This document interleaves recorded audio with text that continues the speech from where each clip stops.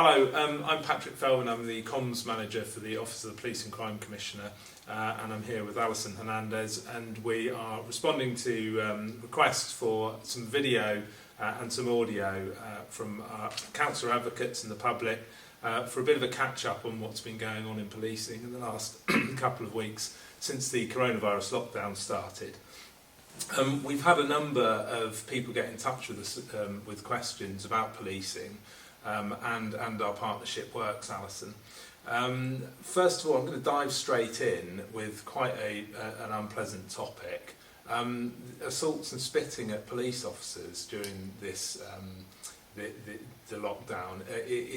I think, wouldn't the public be quite surprised by actually the fact that this happens with quite a frequent basis? Yeah, I think there's been a few things that have been quite alarming. And I suppose we shouldn't really be alarmed, because it's going to be the same type of people that are doing those sorts of things, like coughing on an officer, trying to pretend to give them coronavirus, as it would be one who would normally spit at them anyway. I think it's the same. I don't think we've got more people in our community deciding that they want to assault a police officer than normal. But we have got a particular type of individual, particularly those who know they're going to prison because they're on recall to prison. And when they get arrested, they know exactly where they're going. These are the ones that I tend to find out on individual cases are the ones that like to fight back the most.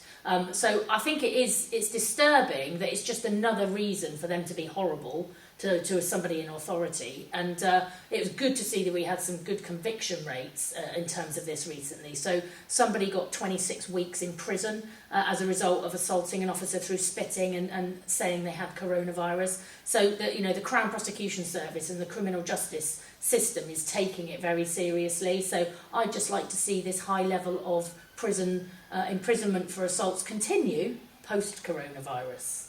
Absolutely. The main message that you've been working on for the last couple of days, especially as we head to the Easter break, is wider than just Devon and Cornwall. It's a national message, isn't it, about whether people should come to Devon and Cornwall. And what have you been saying? Well, there's two aspects to this, really. There is our Chief Constable for Devon and Cornwall has very much been leading the conversation nationally with other Chief Constables about interpretation of the guidance, about how they're going to enforce in a local area, so that there's consistency throughout the country. And I know he's been on national TV talking about what those enforcement aspects entail, and also then as Devon and Cornwall elected across the patch, have been working with the other leaders across Devon and Cornwall to talk about that real message about the visitors, about these strategic messages of helping people understand that while we absolutely love our visitors, we don't want them coming to us at the moment. So we've had to work nationally to get that message across, because otherwise we're talking and preaching to the converted in Devon and Cornwall. So I think people won't also be aware that we've been doing that. So I was on Radio 5 Live last night. The Chief Constable was on BBC Breakfast a couple of days ago. Our local MP in Cornwall, Steve Double MP, has been on Sky News. He's been pushing that message out as well. So I don't think everyone locally will recognise that we've been working really hard to try and get messages across to people so that we can ensure that we keep safer down here. You have had correspondence from residents, haven't you, who have raised concerns about the number of people who they perceive to be visitors arriving in their community.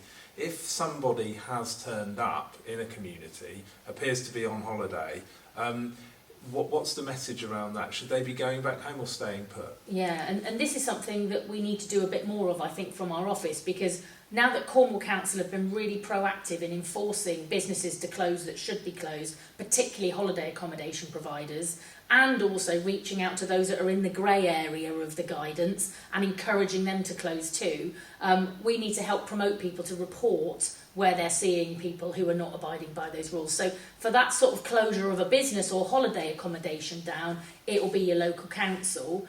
If it's to do with people gathering in public spaces and that type of thing, then it will be the police. So there are two aspects. I mean, let's be frank, most people will probably call the police or get in contact with the police, but you can contact your local council. They're all setting up individual emails and ways in which you can get to them quicker so that they can go out and proactively enforce too. And particularly Cornwall Council's done quite an interesting bit of work in engaging second homeowners and accommodation providers to repurpose that home, hasn't it?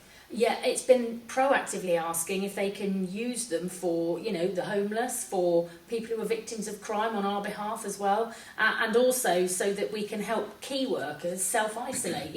If you're a police officer or a nurse and you think you might have it, you can go and self-isolate without having to give your family that risk too. So there's opportunities that actually our accommodation providers can be part of the solution rather than just part of the problem at the moment.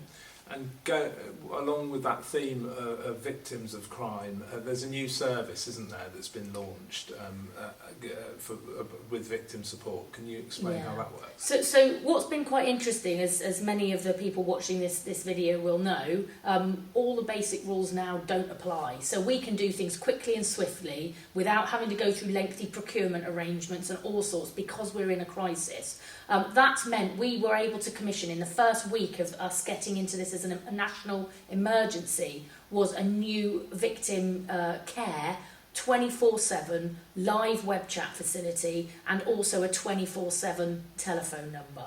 Now this is about really helping people reach out at any time of the day rather than restricted times that we've had before in terms of our victim care centre that we have locally. So it's a national arrangement. We're really proud that we've got that and we're pushing it. And literally the first day we launched it overnight, we had 2 historical abuse cases come forward seeking help immediately. These are things that we can help people with past cases. It's not just about what's happening to them today.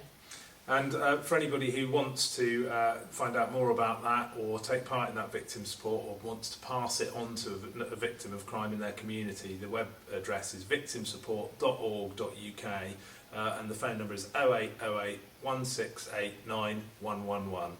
That number again is 0808 168 9111. The Exeter police station as well. So there's been a hell of a lot of work that's gone on in the last few days, isn't there, to bring that make that open 2 weeks early.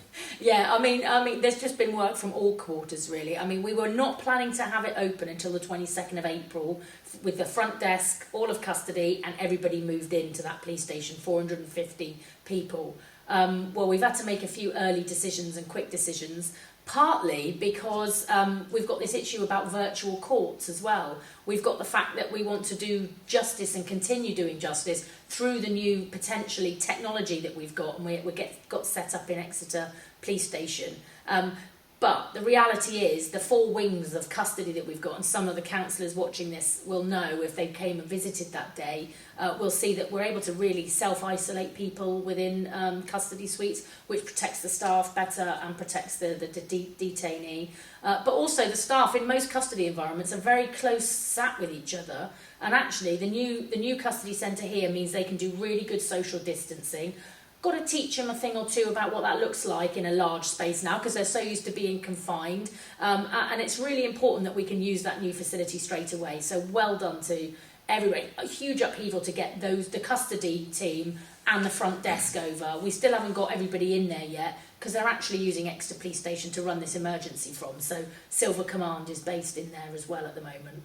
And the Public Inquiry Office, although it's open, we're advising people not to attend unless it's absolutely necessary. Yeah, and this is again a really important part for elected councillors. So if they have members of their community who cannot access internet to get those pieces of help that we talk about, please can you do it on their behalf? Make sure and familiarise yourself where the online reporting is on dc.police.uk. You can live web chat on their behalf while they're on the phone if they want to talk to you and they don't want to talk to someone else. So please familiarise yourself with those online tools so that you can help your community that really doesn't want to or can't access them. Okay. It's also worth a mention perhaps that this is the week that people will have had a letter dropped through their letterbox from number 10. And there's quite clear advice for everyone in that letter, isn't there? Do you want to explain? Yeah. Well, I think it's really helpful. I got mine yesterday when I got home, and because I know Easter's on its way, I thought Boris is right behind us here, making sure it's a really clear message about staying at home. So the timing has been really good. I think they're all landing this week in people's letterboxes. Really good, helpful advice as well about what to do to self-isolate and look after yourself as well, a helpful booklet. So I think that message coming straight in writing from the Prime Minister is very, very welcome at this time. And I'd say the message in there is so clear about staying at home. And we really appreciate that with us going into the Easter holidays. Okay. Well, if anyone has a question for the Commissioner or would like to get in touch with our office for any other reason, there's details of how to do that on our website, which is Devon and Cornwall -pcc.gov.uk. You can get in touch via Twitter, Instagram and Facebook. On Twitter and Instagram it's DC_PCC, and on Facebook it's DCPCC. We'll hopefully be making these videos a regular feature and releasing them on audio as well for those people who'd like to get an audio format. So while it might be a bit rough around the edges this week, we'll hopefully finesse it a little bit as we go on and keep it current and up to date. So thank you very much for watching or listening, and we'll see you again soon.